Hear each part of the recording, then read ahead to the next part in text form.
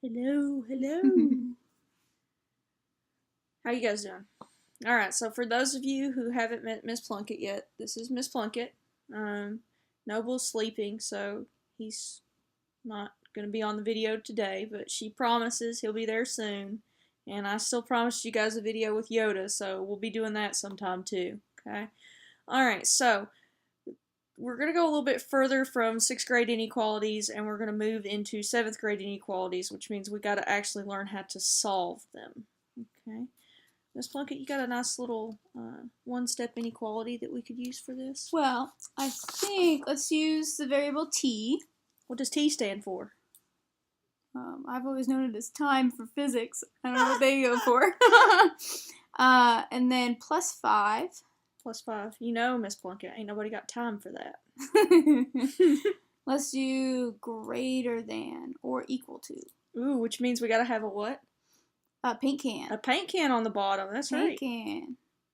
And greater than or equal to? 7. My favorite number. 7. Why is 7 your favorite number? It's just what I always got stuck with in soccer. Oh, well, one time one of my teachers in 3rd grade was giving away a lot of his classroom stuff, and he was raffling off the globe. Yeah, I won a globe because I used the number 7.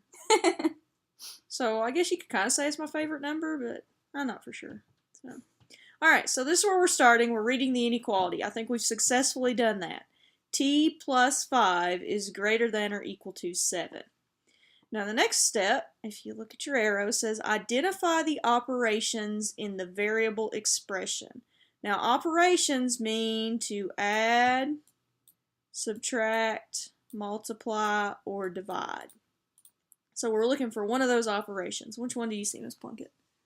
Plus sign. A plus sign. Very good. So we are adding in this one, right? Your handwriting's horrible. Addition. I know. My active slate's taken away. I moved on up in the world, but I had to leave the active slate behind. Let's put that in text too. How about that, guys? I'm sorry.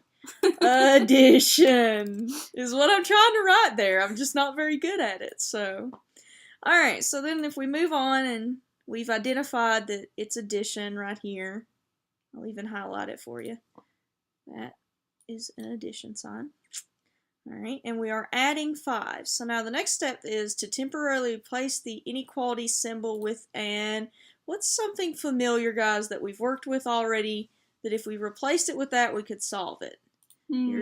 Exactly. Let's try an equal sign. An equal sign. So we're going to replace the inequality symbol with an equal sign. Okay, so now it looks like, I'll try to write this nice. A T for ain't nobody got time for that, or physics, if you're Miss Plunkett, plus 5 is equal to 7. Alright. Was that really bad? I can read that, that's fine. Look at that, I did pretty good that time, If guys. I can read it, you guys should be able to. By the way, how you like my progress on growing up my mustache here? I think mine's bigger. Yeah. They're trimmed a little differently. So, mine's grown up over my lips, though, so every time I eat soup, I get soup in my beard. Mustache thingamajiggy here. Alright, so anyways, if we're following our arrow on down, it says, next, isolate the variable. Now, you guys all know how to do that, and that is to perform the inverse operation on both sides. We want to isolate the variable because he's like the grumpy old man. He wants to be by himself on one side of the bench, or the T, the balance that we draw. So to isolate him, we have to do the inverse of what we already identified as addition. What's inverse? That's the opposite, right? Oh yeah, you're right. That's the opposite. So what's the opposite of addition? Subtraction. Are you sure? I think so. Noble? Yeah, he says it's subtraction. He did. He really said that in his sleep. Minus 5 and minus 5, because what we do to one side of a balance, we have to do to the other, so I did it to both sides. If I look at it, a plus 5 and a minus 5, they cancel out, so I end up with T equals 2. Pretty cool. T equals 2. So now we have to replace the equals with the original inequality symbol. Inequality. Inequality. Sorry, Miss Newkirk, my spelling's not the best. But I spelled that right after I sounded it out. Because somebody taught me how to do that one time. And then we have to make sure the variable comes first. Okay, just like in the last lesson, if the variable isn't first, we have to read backwards like the Chinese. Okay, so now let's go back up here to our problem and continue working it. So we're replacing the equal sign with the original inequality symbol. What's that original inequality symbol? That was greater than or equal to. Oh, the one with the paint can. So T is greater than or equal to 2. Okay. Now, this next one in the flowchart actually doesn't apply to this question. So the only thing we really got to do with this question from here on out is to check it. But I want to go over this box because this is really, really, really important. And to be successful in next class, you've got to practice this, okay? So you reverse the inequality symbol if the variable was either multiplied. I'm going to shorten it for you guys. Multiplied or divided by a negative number. Okay? That's the only time that you should flip it. But then you should completely flip the symbol. So if we would have, say, multiplied by -2 on both sides, instead of putting greater than or equal to, we would put less than or equal to. Noble's sawing some logs in his sleep over there.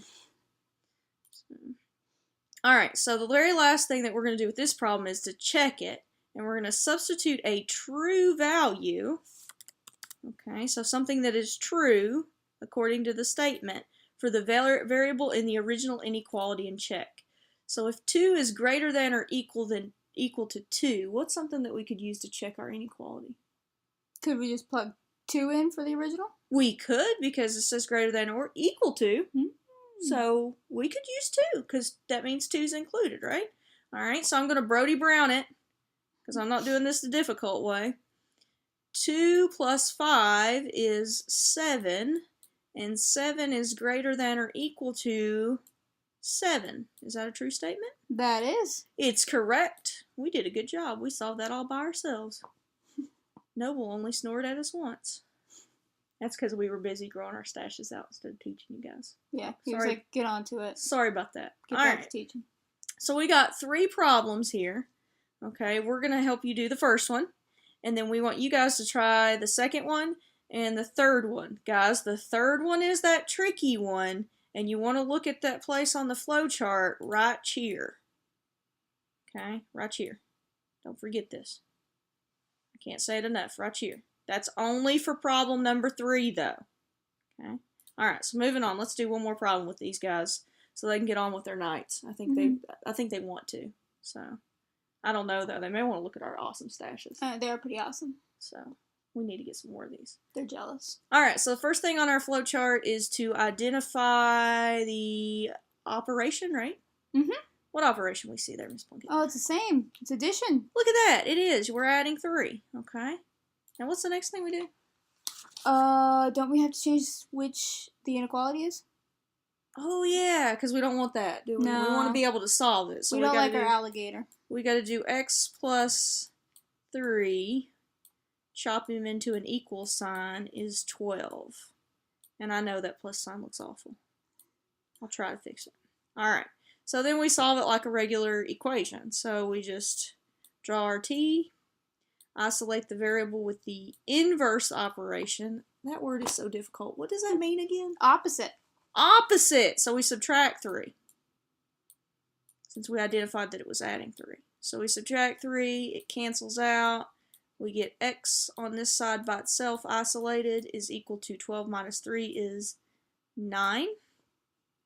Now, what do we do from here? I forgot. Don't we have to put the thing back in so it's no longer an equal sign? Oh yeah, that thingy-majiggy. What are those called? Inequality symbol. So x is greater than 9. Okay. Now we skip that very important box for the third step. Mm-hmm. And we go to the last box, and the last box says to check it. Okay, so we got to figure out something x is greater than 9. So what's something we could put in for x that would be a true statement? Let's go with 11. 11? That's fine. 11 is greater than 9. Oh, you're right. It is further down the line. Okay, so 11. We're going to go with 11. So 11 plus 3 gives me 11, 12, 13, 14. 14. So 14 is greater than 12. See? Check. Okay. Alright, guys, so you got this problem, which isn't too difficult, and this problem, which you want to remember what? Switch it. Yes, because that box, if you forget, look back at that box. It's a very, very important box. Okay? Alright, you guys have a good night. We'll see you on the flip side.